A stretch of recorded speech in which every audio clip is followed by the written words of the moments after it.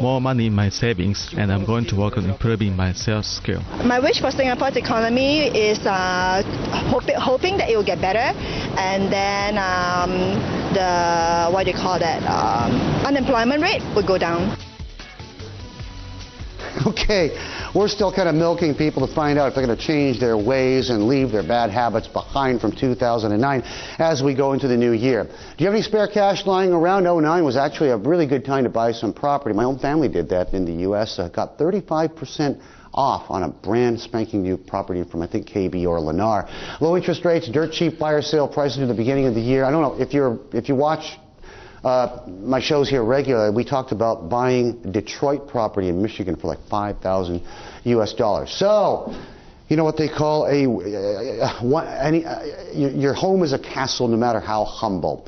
Tim Murphy has been a very good friend, a regular guest on this program, and our Dr. Props. Now we're going to revisit 09 quickly. More importantly, spin it forward to 2010 and where you think the residence is going to be. Happy New Year, mate. Happy New Year. You got two little ones on the way, right? Almost ready to pop? Yeah, one of each in February, yeah. So very busy exciting, year for me, very exciting. That means you're going to need bigger digs then, right? Possibly, yeah. Possibly? Yeah, I'm already having the conversation with the missus about getting an even bigger one in Hong Kong. But really? You saw the prices now this year. It's been absolutely incredible. I mean, the top of the pops for me last year was probably Hong Kong, right? I mean, 27% is what they quote, but crazy. You know, it could have doubled if you bought the right things. Just nuts. Amazing. I understand there are a lot of properties at 39 Conduit Road and the secondary market available on confirmer sale now if you're interested. Yeah, I'm sure there are. 88th floor. 88th floor. 09, what were the top markets? Any surprises there? Go through them right I think the big surprise was the UK to me. Everybody's been talking about the UK in the same breath as the US. The market was really in a mess. High unemployment, obviously low interest rates, and just looking very gloomy as a market. No mortgage availability. But the UK rebounded from a 20% down from August 07 to something like 8-9% up at the end of the year. Why? I mean, it's not like it's not like Gordon Brown's come up with some sort of any kind of alchemy to fix the place there. No, absolutely not. I think what happened in the UK is there's so little supply, and there is money there. There are people that still have money, but they just can't borrow very much of it. So I think we saw the cash people come out of the closet and buy bargains. I mean, there were some serious bargains in the UK last year. You know, we at IP Global bought a bunch ourselves. So I think it was just people storing money and looking for deals. So that was the surprise one. I don't think China and Hong Kong was a major surprise. We knew the skids would come off the market. The government would lift any subsidy, would let the markets do their own thing for a while, and that's what happened. You know, China had an incredible year as well, 17% in Q4 alone, right? So well, that was because the government basically issued a decree to the people: go forth and buy now, you know, and dilly-dally no more, right? And now they're saying maybe not. But you know, all this talk, and I clipped out a couple things from the local press today. There is talk, and it was first sparked in the Shanghai Securities News yesterday, that there's going to be a national tax on real estate in China. Yep. Kind of some sort of a national VAT, right? VAT on property ownership or transactions or something like that. I mean, could this be a drag? It looks like there's a concerted official effort to put a lid on things. I think it needs to be, and I think they want to do that without being too obvious, but coming up with a tax is pretty obvious.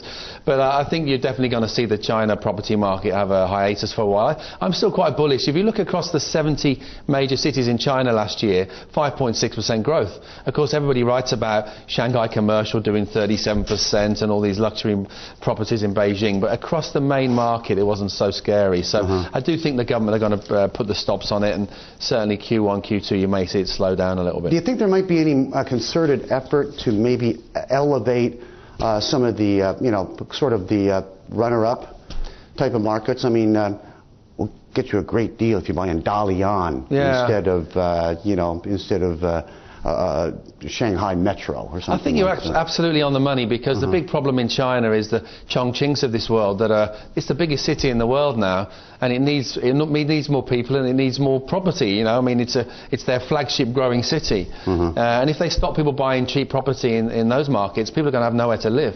So they're going to have to try and buoy those markets at the same time as squeeze places like Shanghai. So they're going to need to be quite clever with that and not switch the whole market off, because that will really hurt China, obviously, in those second-tier cities. So it wouldn't be a bad idea to go back to like a Dongguan, where some of my family came from, or Harbin in the north. Yeah, exactly, and look for if they can put incentives into that. It's a bit cold in Harbin. It's really cold. It's like 40 degrees below zero. I wasn't thinking Harbin. I'm not sure I can handle that. I think I'd probably die of freezology or something like that.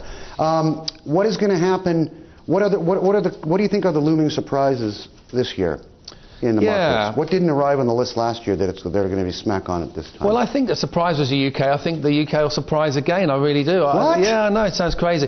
I think what's happening in the UK is no one's building. I know a lot of developers there can't get finance. So there's a dwindling amount of stock. And I'm not talking about major transaction levels, but I'm talking about deals and distressed deals. So if you go pick up something in central London, you are going to get a deal this year and you will make money. I have no doubt about that. Now, it doesn't mean that you should be buying 3-year off-plan stock, but if there's a distressed property already built, you should go have a look at that. You got to buy up or buy down? Do you want to be in like SW15 or South Ken? No. Or do you want to buy in Chelsea or what? No, I wouldn't be buying up because if you look at that market, it's virtually back to some 07 numbers already. So it's barely not hit the market because that's where all the rich people live. So what's the equivalent of the Bronx? No, I wouldn't be saying. Well, I think places like Islington, N1 have always been good markets, but very close to the city, but are trading still at 20-25 discount to market. So if you can get within 20 minutes, 10 minutes of your office for £250,000, £300,000, that's so cheap. They're still there. So, those deals are still there. Buy in a place like Cockney?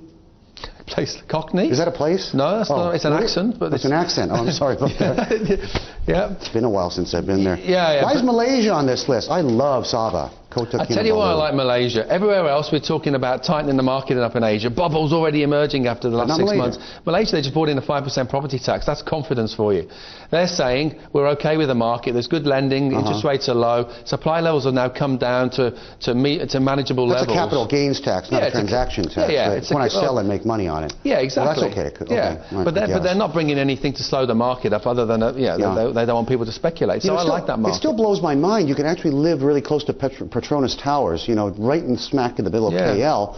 I mean, it's harder to find, but for $250,000 US, you can actually get a place. Yeah, and it's a nice wild. And it's a nice place. It's cheap food, great nasi lemak, just around the corner. Oh, it is. Yeah, those hawker centres are great. Crowded as hell, though. I'm telling you, KL is like congestion central. Yeah, well, you've got to buy either near to your office or near to transport links, otherwise you've got no chance. And that's what we always do. That's one of our kind of watchwords. I'm going to look 5 blocks from the office then, okay? Okay. All right, have a great 2010. We're going to be talking lots more throughout the course of the year. Where are you putting your money, by the way? Just want to know.